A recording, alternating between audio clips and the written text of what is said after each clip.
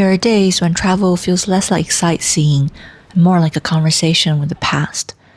Along the banks of Chao Phraya, I spent a day tracing the delicate threads that connect Bangkok's vibrant commerce to its spiritual stillness.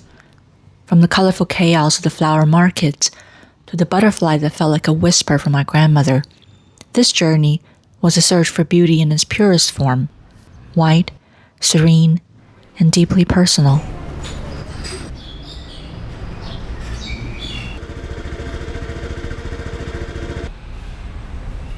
Isn't it beautiful?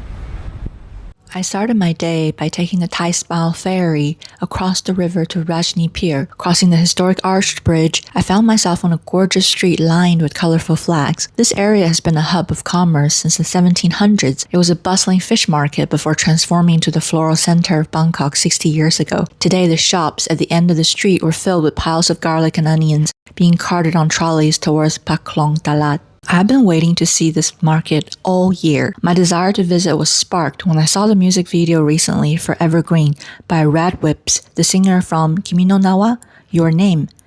Seeing the market's vibrant cinematic energy in its MV made it a must visit for me on this trip. Even though I'm such a lover of photography myself, I sure always wish that I had my own cinematographer following me around on all my trips. I'd much rather being present in every moment than taking photos and videos myself. Even though I arrived long after the pre-dawn rush, the energy was still beautiful. I watched sellers weave flowers into phong malai. Simple petals become total works of art. It's certainly more than just a flower market. It's a spiritual hub where these arrangements are crafted as offerings for spirits and ancestors, the Buddha and the deities. When visiting this area, it's helpful to know that what looks like one giant market is actually a mix of two worlds. The polished colonial-style building is the Yoditman River Walk, which is entirely privately owned. It has its own Instagram account even. To get to the flower market, you need to move deeper into the row of blossoms.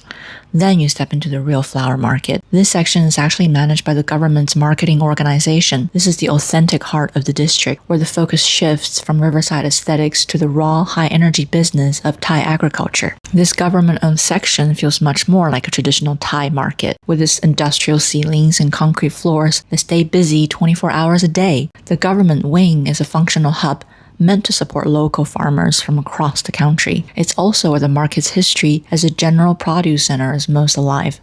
You see the fragrant flowers suddenly give way to massive mountains of garlic, onions, and dried chilies. This area acts as the city's primary gateway for goods arriving on heavy trucks from the mountains of northern Thailand and even as far as China. I escaped as soon as I saw more tour groups for the flower market started to come in. Went further down the street and walked across Memorial Bridge to get to my next destination. The Memorial Bridge was built in 1932 to mark the 150th anniversary of the city. A long barge glided right beneath me, offering a perfect perspective of the river's pulse. I could see the silhouette of Wat Rakhang and the spire of the nearby Santa Cruz Church, reminders of the diverse cultures that have shared this riverbank for centuries. Finally, I arrived at the place I've been longing to visit since seeing it in a newspaper during my birthday breakfast in 2023, Wat Prayurawongsawat. I kept it in mind because it's entirely white, my favorite color since childhood.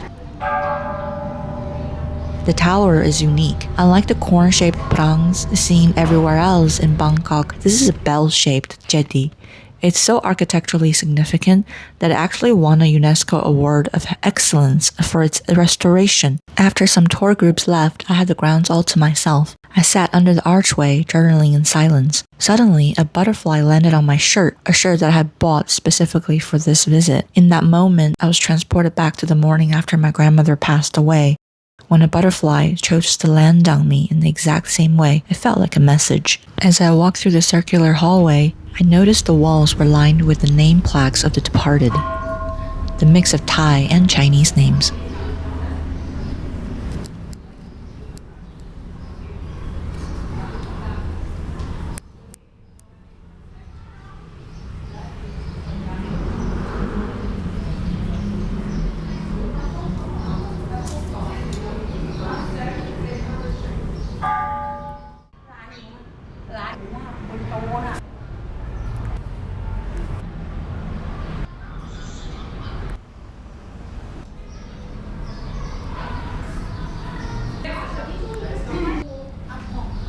这些全是姓林的。Oh, Nihongjin. I laughed seeing the year 2534 on this plaque. It looked like the person came from the future. It's actually the Thai Buddhist era year for 1980.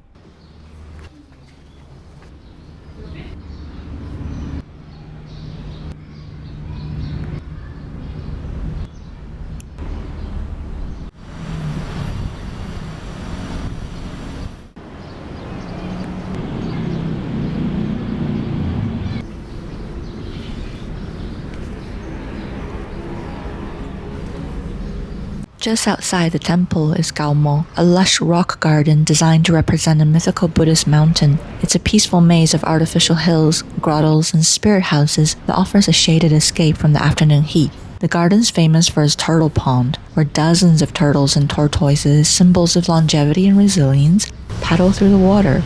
You'll see locals and visitors alike standing on the small bridge, offering pieces of fruits or veggies to the turtles. Feeding them is a popular way for visitors to make merit and seek good fortune. It's a beautifully serene spot to sit and reflect, where the slow pace of the turtles perfectly matches the timeless spiritual energy of the temple grounds.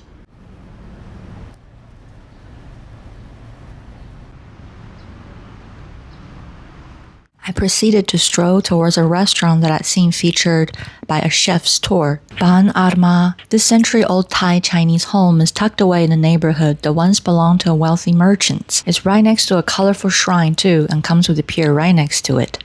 I walked through this gorgeous little neighborhood that was very quiet and seemed very peaceful.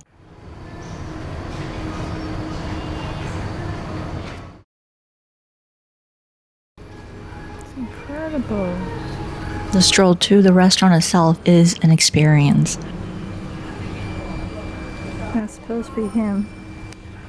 It's quite funny.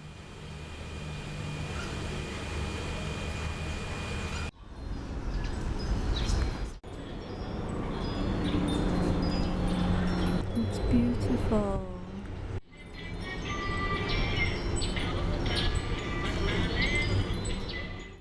Once I arrived, it feels like the vibe is incredible here. It does not feel like a staged restaurant. It feels like a living memory. The photographs and furniture have been there since the owner's actual grandparents lived there. Eating there felt like being invited into a family's private history, preserved perfectly in the modern day.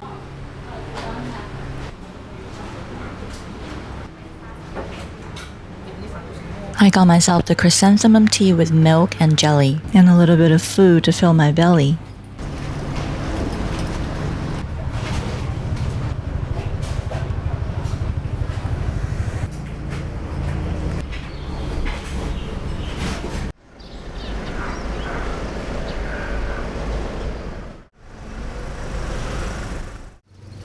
This neighborhood itself was quite the highlight for me. It's honestly the most romantic place.